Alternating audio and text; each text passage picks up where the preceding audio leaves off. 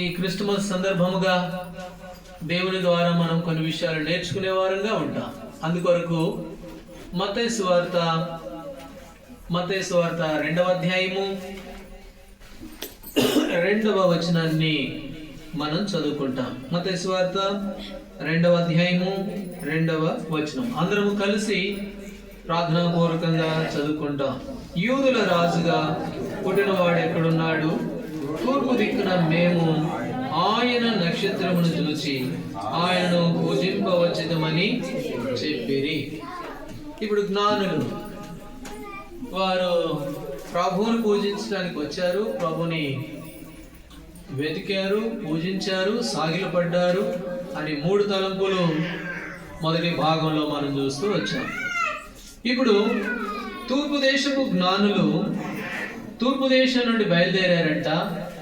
వారు వచ్చారు. అయితే వారు ఏం చూశారు చెప్పండి? ఆ తూర్పు దేశపు జ్ఞానులు ఏం చూశారు?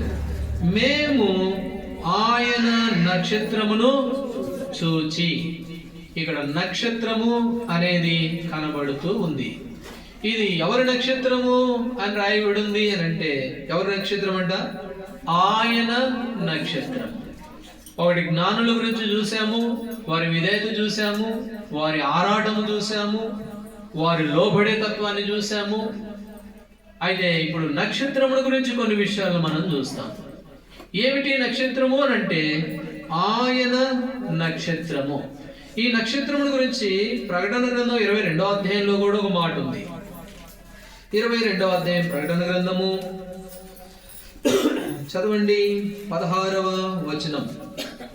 22వ అధ్యాయం ప్రకటన గ్రంథం 16వ వచనం.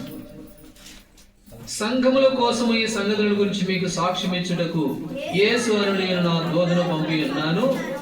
నేను దావీదు వేరు చిగురును సంతానమును ప్రకాశమానమైన వేకువ చుక్కనై ఉన్నాను. ఇప్పుడు ప్రభువారు అంటున్నాడు, నేను ఎవరిని అని అంటే నేను ప్రకాశమానమైన వేకువ చుక్కను. చుక్క అంటే నక్షత్రం. ఇప్పుడు ప్రభువారు ఎవరంట? నేను వేకువ చుక్కను అని అన్నాడు. యేసు ప్రభువారు ఒక్కడే కాదు చుక్క. దానియేలు గ్రంథం 12వ అధ్యాయం 3వ వచనంలో కూడా ఒక మాట ఉంది. దానియేలు గ్రంథం 12వ అధ్యాయము 3వ వచనం. బుద్ధిమంతులైతే చదవండి. బుద్ధిమంతులైతే ఆకాశ మండలములోని జ్యోతులను పోలిన వారై ప్రకాశించెదరు. ఎంతమంది అయితే తిప్పుతారో, అనేకుల్ని ఎంతమంది అయితే తిప్పుతారో వారంతా ఎలాంటి వారుగా ఉంటారంట? ఆకాశ మండలములోని జ్యోతులను పోలిన వారై, లేక చుక్కలను పోలిన వారై, లేకపోతే నక్షత్రములను పోలిన వారై. ఎవరంట? ఎవరు ఆ పోలిక? ఎవరిని గురించి రాయబడి ఉంది? ఎంతమంది అయితే అనేకులను తిప్పుతారో, ఎవరైతే తిప్పుతారో వాళ్ళు. ఏమిటి ఈ తిప్పడము? ఇక్కడ రాయబడి ఉంది కదా. ఎక్కడుందన్నమాట? 3వ వచనంలో, ఎవరు అనేకులను త్రిప్పుదురో వారు నక్షత్రము వలె నిరంతరము. ఎవరు అనేకులను త్రిప్పుతారో వాళ్ళు ఎలాంటి వారుగా ఉంటారంట? నక్షత్రముల వలె ఉంటారు. ఎవరిని తిప్పడము? నరకములకు వెళ్తున్న వారిని, అగ్ని గంధకములతో మండే గుండములో పాలుందే వారిని, పాపములో చిక్కబడిన వారిని, పట్టబడిన వారిని, అపవాది చేతిలో బంధించబడిన వారిని ఎవరైతే త్రిప్పుతారో వారు ఎలాంటి వారుగా ఉంటారట? నక్షత్రముల వలె ఉంటారు. పోయిన మంగళవారం నాడు 17వ తారీఖు మంగళవారం నాడు ఈ నెలలో మనం కూడా అందరం నక్షత్రాలం అయిపోయాం, అందరము చుక్కలం అయిపోయాం. ఎందుకంటే అనేకులు తిప్పేందుకు కొరకు బయలుదేరాం. కరపత్రికలు పట్టుకొని, సువార్తలు పట్టుకొని, పత్రికలు పట్టుకొని కనిగిరి పట్టణంలో వీధుల్లో తిరిగాం. ఎందరైతే తిప్పుతారో, అనేకులు తిప్పడానికి ఎవరైతే వస్తారో లేక తిప్పుతారో వారు ఎవరంట? ఆకాశ మండలములోని జ్యోతుల పోరు నక్షత్రాల వలె ఉంటారు. కాబట్టి యేసుప్రభువు వారు ఎవరు అంటే ప్రకటన గ్రంథంలో రాయబడింది, నేను ప్రకాశమానమైన వేకువ చుక్కను, నేను చుక్కను. ఇప్పుడు ఎవరైతే తిప్పుతారో వాళ్ళు కూడా ఎవరంట? వారు కూడా నక్షత్రాలు అని. కాబట్టి నక్షత్రము అనేది ఎవరిని చూపిస్తుంది అంటే మొట్టమొదటిగా ఆ ప్రభువును చూపిస్తూ ఉంది. అయితే రెండవదిగా నక్షత్రము ప్రభువును మాత్రమే కాదు, ఆయన బిడ్డలంగా మనల్ని కూడా నక్షత్రం చూపిస్తూ ఉంది అని. ఇప్పుడు నక్షత్రము అంటే ఒకటి ప్రభువు, రెండవది మనం కూడా నక్షత్రమే. అందుకనే 1 కొరింథీ 6:19 మాట అన్నాడు, మీరు మీ దేహము మీ వల్ల మీకు అనుగ్రహించబడింది కాదు, మీరు ఎవరంట?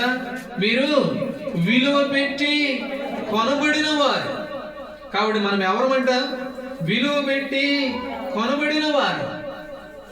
ఇంకా 1 పేతురు 2:9 రాయబడింది, మీరు ఆశ్చర్యకరమైన వెలుగులోనికి, ఎవరంట? వెలుగులోనికి పిలువబడిన వారు. కాబట్టి వెలుగులోనికి తీసుకొని రాబడిన వారము మనము, విలువ పెట్టి కొనబడిన వారము మనము. ఎవరము అని అంటే ఒకటి నక్షత్రము అని. ఇంకొక మాట కూడా ఉంది, విలువ పెట్టి కొనబడిన వారం అని రాయబడింది కదా. అయితే పేతురు 2:9 రాజులైన యాజక సమూహము, రాజులైన యాజక సమూహం. యెషయా గ్రంథం 49వ అధ్యాయం, యెషయా గ్రంథము 49వ అధ్యాయము 16వ వచనం చదవండి. 49:16.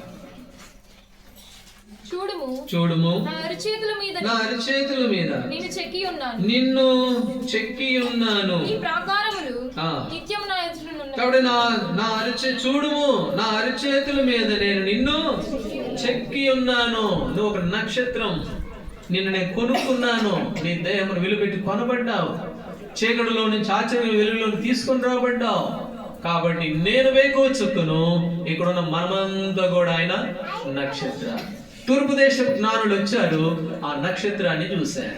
ఇప్పుడు ఆ నక్షత్రం ఎవరో కాదు, ఒకటి ప్రభువైన యేసుక్రీస్తు వారు, రెండోదిగా నక్షత్రాలుగా దేవుడు మనల్ని చేశాడు. అందుకని అన్నాడు, చూడుము నేను నిన్ను నా అరచేతుల్లో చెక్కుకున్నాను.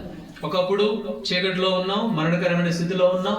అయితే వెలుగులోనికి తీసుకొని రాబడ్డాం. జీవంలో నుంచి మరణంలోని జీవంలోనికి దాటించబడ్డాం. ఆయన చేతుల్లో చెక్కుకున్నటువంటి దేవుడు. ఇప్పుడు మనం ఆయన సొత్తు, మనం మన సొత్తు కాదు, మనం ఆయన నక్షత్రాలము.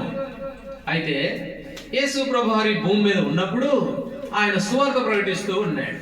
సువార్త ప్రకటిస్తూ ఉంటే ఆయనకు ఒక అవసరం వచ్చింది. సువార్త ప్రకటించడానికి అవసరం వచ్చింది. జనులేమో గుంపులుగా ఉన్నారు. వాళ్ళకు బోధించాలా, వాక్యం చెప్పాలా, వాళ్ళని బలపరచాలా.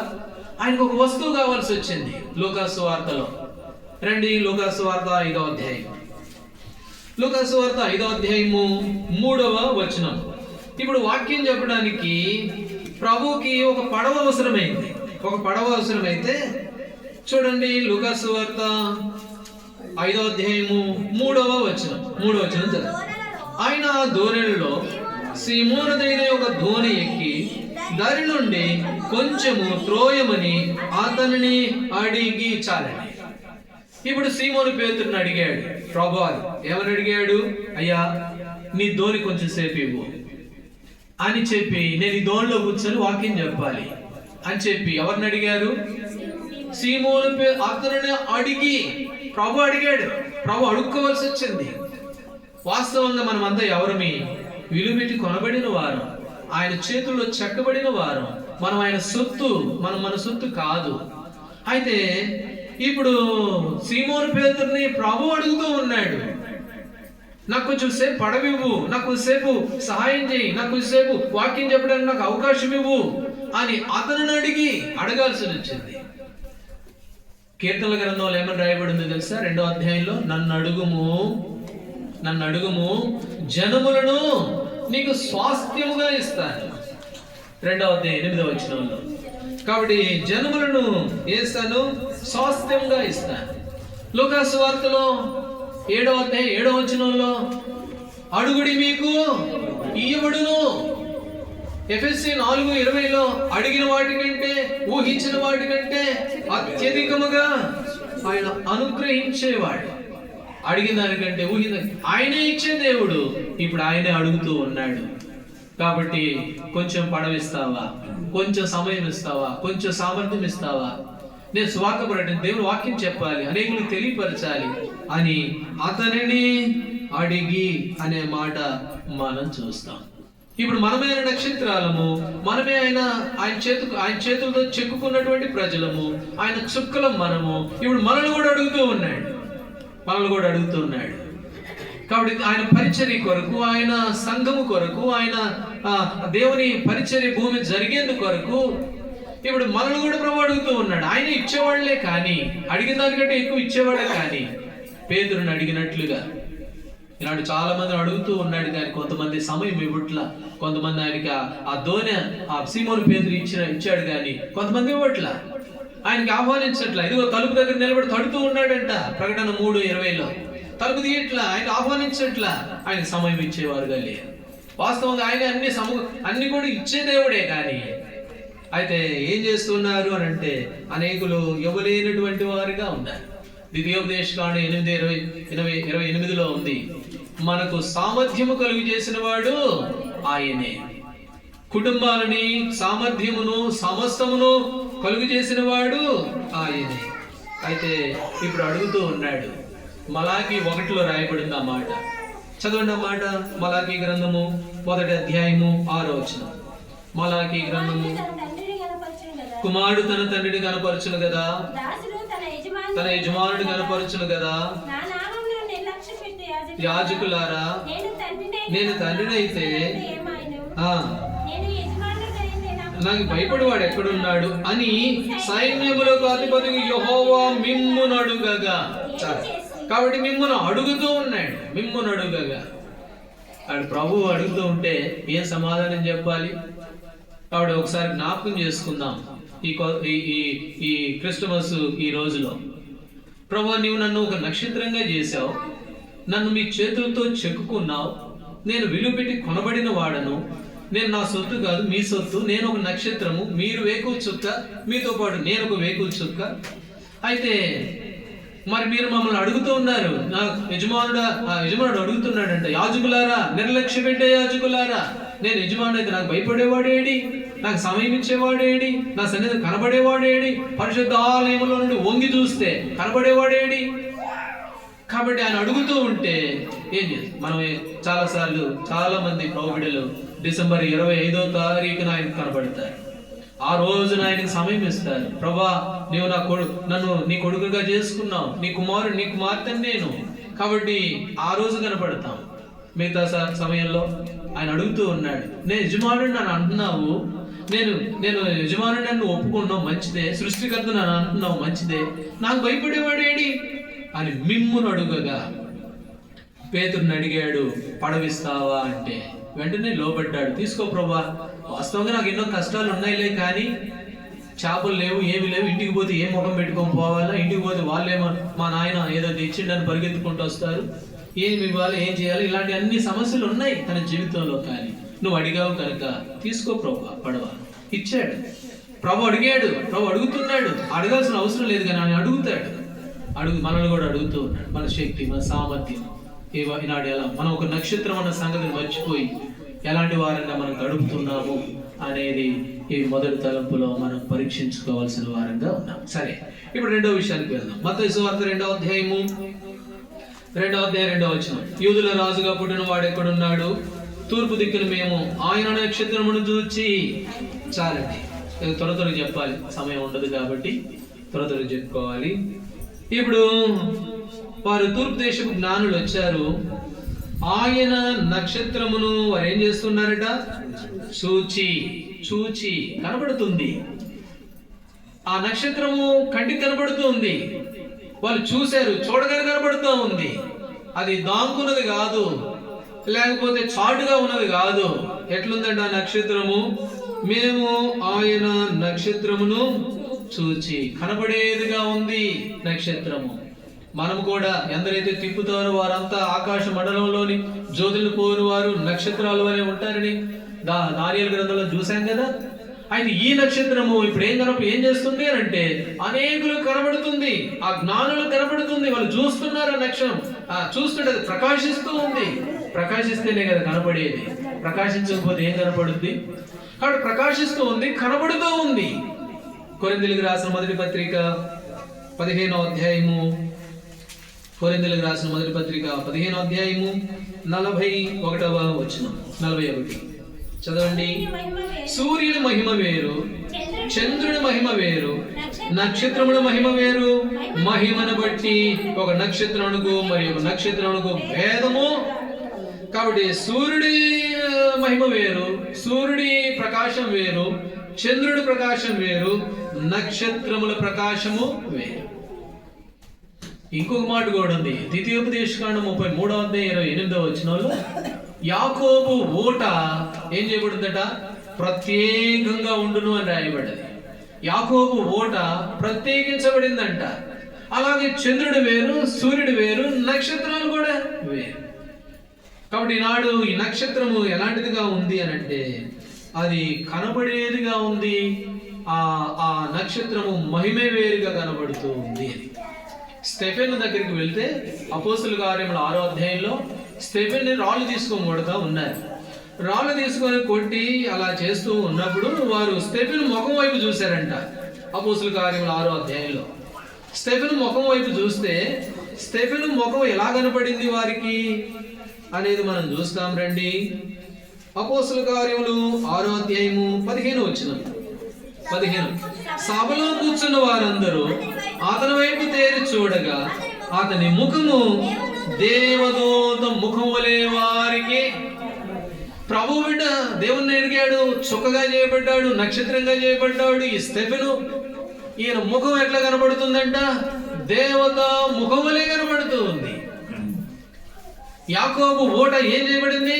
ప్రత్యేకంగా ఉండేదిగా ఉంది. ఈనాడు ప్రభు బిడ్డలము ఈ నక్షత్రము వారికి కనబడుతున్నట్లుగా ఈనాడు దేవుని బిడ్డలంగా మనం కూడా ఏం చేయడాలంటే కనబడాలి. ఎట్లా కనబడాలి? ఫరోతో అన్నాడు మోషే, నిర్గమాకాండం 8వ అధ్యాయం 3వ వచనంలో, నా ప్రజలను నీ ప్రజల్లో నుంచి ప్రత్యేకపరుస్తా. నా ప్రజలు చాలా ప్రత్యేకంగా ఉంటారు, చాలా వ్యత్యాసంగా ఉంటారు. కాబట్టి వారిని ఏం చేస్తాను అంటే నేను ప్రత్యేక పరిచేదను. కాబట్టి చంద్రుడి మహిమ వేరు, నక్షత్రం మహిమ వేరు. కాబట్టి ఈ ప్రభు బిడ్డల మహిమ కూడా వేరు. నాడు లోకంలో అనేకులు ఉన్నారులే, కానీ వారిలాంటి వారిని కాము. దేవుని దూత ముఖం వలె కనబడుతూ ఉందంట స్టెఫెను ముఖము. ఫిలిప్పీలకు రాసిన పత్రికలు ఇంకో మాట చదువుతాం రండి. ఫిలిప్పీలకు రాసిన పత్రిక 2వ అధ్యాయము 16వ వచనం. ఫిలిప్పీ 2:16. అట్టి జనం మధ్యను, ఇంకా 14 చదవండి. 14. మీరు మూర్ఖమైన వక్రజనము మధ్య, చాలండి, మీరు మూర్ఖమైన వక్రజనము మధ్య. 16వ వచనం. అట్టి జనము మధ్య మీరు జీవవాక్యము చేతబట్టుకుని లోకమందు నక్షత్రాల వలె కనబడుతూ ఉన్నారు. అక్కడ లేదు ఆ మాట. కానీ జ్యోతులు అనేది ఆకాశ మండలం, జ్యోతులు అనేది నక్షత్రం. కాబట్టి మూర్ఖ జనము మధ్య, వక్ర జనము మధ్య ఎలా కనబడుతున్నారంటే ప్రభు బిడ్డలు జ్యోతుల వలె కనబడుతూ ఉన్నారు. ఈ నక్షత్రం కనబడుతుంది. ఈ జ్ఞానులు వచ్చినప్పుడు ఆ నక్షత్రం కనబడుతుంది. అయితే ప్రభు బిడ్డలు ఈనాడు మనము లోకంలో ఉన్నాం, మనమే ఒక నక్షత్రము. అయితే ఎలాంటి వారంగా ఉండాలంటే స్టెఫెను చూస్తే దేవదూత ముఖం వలె కనబడినట్లు ఈనాడు మనల్ని చూసి ప్రత్యేకమైన వారంగాను, ప్రత్యేకమైన ఓటగాను కనబడే వారంగా ఉండాలి. అనేకులకి మనం కనబడాలి. కనబడడం అంటే ఎప్పుడు చూడండి బజార్లో ఉండే ఆ కనబడడం కాదు. వీరు ప్రభు బిడ్డలు. స్టెఫెను చూడగానే అర్థమైపోయింది, ఈయన ముఖము దేవదూత ముఖం వలె ఉంది. వీళ్ళు ప్రభు బిడ్డలు, వీళ్ళు దేవుని నమ్ముకున్నవారు. సాక్షాత్తుగా కనపడాలి. ఈ నక్షత్రం కనబడుతుంది. అలాగునే యాకోబు ఓట ప్రత్యేకమైంది.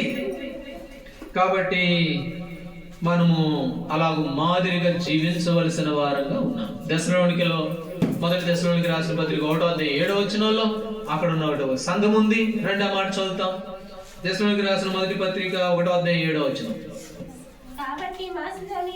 మాసిదోనియలోను అకైలోను విశ్వాసులకందరికీ మాదిరి అయితిరి. విశ్వాసులకందరికీ ఎలాంటి వారిగా ఉన్నారట? వారు మాదిరిగా కనపడుతుంది. కాబట్టి ఈ క్రిస్టమస్ సందర్భంలో మనం ఎలాంటి వారంగా కనబడుతున్నాం? అనేకులకు మాదిరిగా ఉన్నామా? ఎప్పుడైతే ప్రత్యేకంగా ఉంటామో, ఎప్పుడైతే మాదిరిగా జీవిస్తామో, అప్పుడు ఏం జరుగుతుందో తెలుసా? ఆదికాండం 49వ అధ్యాయంలో 26వ వచనం. ఆదికాండం 49:26 చదవండి. నీ తండ్రి దీవెనలు నా పూర్వీకుల దీవెనల పైని చిరకాల పర్వతముల కంటే హెచ్చుగా ప్రభులను అవి యోసేపు తల మీదను తన సహోదరుల నుండి వేరు చేయబడిన వాని నడినెత్తి మీదను. ఎవరి మీదకి దీవెన? ఎవరి మీదకి వస్తుంది దీవెన? తన సహోదరుల నుంచి వేరు చేయబడ్డాడు యోసేపు. సహోదరులు ఎట్లాంటి వాళ్ళు? కట్లపాము లాంటి వాళ్ళు, గాడిద లాంటి వాళ్ళు, అడవి గాడిద లాంటి వాళ్ళు అంట, సింహం లాంటి వాళ్ళు అంట, క్రూరమైన వ్యక్తులు ఆ సహోదరులు. 11 మంది. ఆ 11 మందికి 11 దుర్మార్గమైన లక్షణాలు కలిగి ఉన్నాయి. అందులో ఒక ఆయన ఉన్నాడు, 12వ వాడు యోసేపు. అయితే యోసేపు ఇప్పుడు ఏం చేయబడ్డాడు? ఆ సహోదరుల్లో నుంచి వేరు చేయబడ్డాడు. వేరు చేయబడేసరికి ఆయన నడినెత్తి మీదకి ఏమొచ్చిందంట? దేవునికి దీవెన వచ్చింది. ప్రత్యేకమైన వాడు కాబట్టి అకైలోను మాసిదోనియాలోను అందరికీ సంఘం ఏమైందంట? మాదిరి అయిపోయింది. ఎప్పుడైతే మనం ప్రత్యేకంగా జీవిస్తామో, ప్రత్యేకంగా కాపాడుకుంటామో, అప్పుడు మన తల మీద దీవెనలు వస్తాయి. ఈ నక్షత్రము కనబడుతుంది, ప్రత్యేకంగా ఉంది. మిగతా అన్ని నక్షత్రాలు వేరు, ఈ నక్షత్రం వేరు. అదే కదా మనం చదువుకున్నాం కొరింథీయులకు రాసిన పత్రికలో. చంద్రుడి మహిమ వేరు, సూర్యుడి మహిమ వేరు, నక్షత్రాల మహిమ వేరు. అలాగని ఈ నక్షత్రం, ఎన్నో నక్షత్రాలు చూసి ఉండొచ్చు వాళ్ళు, కానీ ఈ నక్షత్రం ప్రత్యేకం. అందుకని ఈ నక్షత్రాన్ని చూసి జ్ఞానులు వచ్చారు. ఇంకా ఎన్నో విషయాలు ఉన్నాయిలే, కానీ ఇప్పుడు అంత సమయం కాదు. కాబట్టి 2 విషయాలతో ఆపేద్దాము. ఒకసారి పరీక్ష చేసుకోవాలి. ఈ కొత్త సంవత్సరం, ఈ క్రిస్టమస్లో మనం ఎలాంటి వారంగా ఉన్నాం? ప్రత్యేకమైన వారంగా ఉన్నామా? అంతేకాకుండా మనం ఆయన ద్వారా చేయబడిన వాళ్ళం, ఆయన చేతితో చేయబడిన వాళ్ళం. మనల్ని ఆయన అడుగుతూ ఉన్నాడు, నీ శక్తి, నీ సామర్థ్యము, నీ బలము, నీ సమయము, నీ తలాంతులు అన్ని కూడా ప్రభు అడుగుతున్నాడు. సిమోను, నీ పడవిస్తావా అని అతను అడిగి అడగాల్సిన అవసరం ఏంటి? కానీ ప్రభు అడుగుతున్నాడు. ఈనాడు మనల్ని కూడా అడుగుతున్నాడు ఈ క్రిస్టమస్ లో, 25వ తారీఖున. కాబట్టి మనం ఎలాంటి వారంగా ఉన్నాం? ప్రభు అడిగినప్పుడు ఆయన లోబడే వారంగా, విధేయత చూపే వారంగా. ఒకటి, జ్ఞానులు ప్రభుని వెతుక్కుంటూ వెళ్ళారంట. అమ్మంత దూరం ఏం పోతాంలేండి, అది కూడా ఈ కాలం సరైన కాలం కాదు, శీతాకాలం. వాళ్ళు కూడా శీతాకాలంలోనే వచ్చింది. శీతాకాలము, ఈ శీతాకాలంలో విపరీతమైన చలి, ఈ చలికి మేము ఆడబోతాం. కాబట్టి అవన్నీ లెక్క చేయాలి జ్ఞానులు. మేము ఎక్కడండి? మా శక్తి ఏంటి, మా సామర్థ్యం ఏంటి? మేము ఎంత ఎట్లాంటి వాళ్ళము? మహాజ్ఞానులము, పండితులము, రాజులము, ఇట్లాంటి మేము పోవాలా? మా మనుషులు పంపిస్తాంలేండి. లేదు వాళ్ళలో. మా ప్రభువుని మేము చూడాలి, మా ప్రభువుని మేము పూజించాలి. ఆయన వెతుక్కుంటూ వెళ్తాం. ఎంత దూరమైనా పర్వాలా, ఎన్ని రోజులైనా పర్వాలా, ఎంత శ్రమైనా పర్వాలా. వెతికారు. రెండవదిగా వెతకడమే కాదు, పూజించారు. ఎందుకు? ఆయన మాత్రమే పూజార్హుడు. ఆయన మాత్రమే లోకానికి వచ్చి మానవుల కొరకు ప్రాణం పెట్టిన వాడు. ఆయన మాత్రమే స్తోత్రములు పొందనర్హుడు. ఆయన మాత్రమే గొప్పవాడు, మనల్ని సృజించిన వాడు అని ఆయన పూజించారు, మొక్కారు. బొట్టుటి మాటలు చెప్పడమే కాదు, సాగిలపడ్డారు. మా వయసు, మా అంతస్తు, మా జ్ఞానం ఇవన్నీ ఏం లేదు ప్రభు దగ్గర. మేము వాస్తవంగా ఆకు లాంటి వాళ్ళము, వాడిపోయినటువంటి పువ్వు లాంటి వాళ్ళము, ధూళి లాంటి వాళ్ళము. వయసు సహకరించకపోయినా సరే యాకోబు తలాగును వంగాడంట. అబ్రహాం పెద్దవాడైనప్పటికీ నేలమట్టుకు వంగాడంట.